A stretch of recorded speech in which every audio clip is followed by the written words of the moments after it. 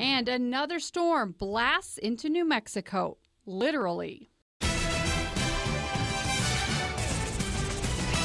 Good afternoon, I'm Kim Baez. It is downright nasty out there right now. The winds are blasting the state, and in some areas they brought some snow.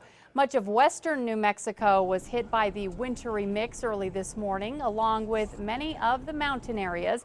It was enough to get DOT crews out. They were busy spreading salt and cinder. Up in Glorieta, enough snow fell to make the roads quite icy. But the biggest problem is the wind. It's blowing the snow, making it tough to drive in some areas. And even where there isn't snow, it's tough. Unfortunately, we have several more hours of this.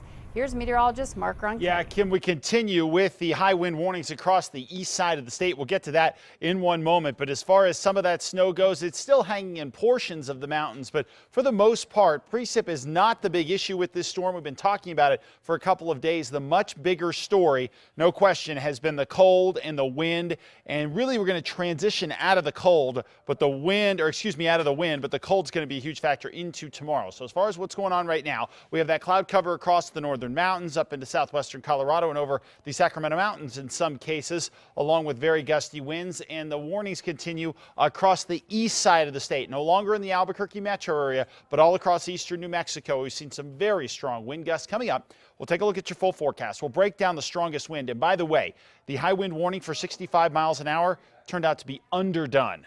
We'll take a look at those gusts in just a couple minutes.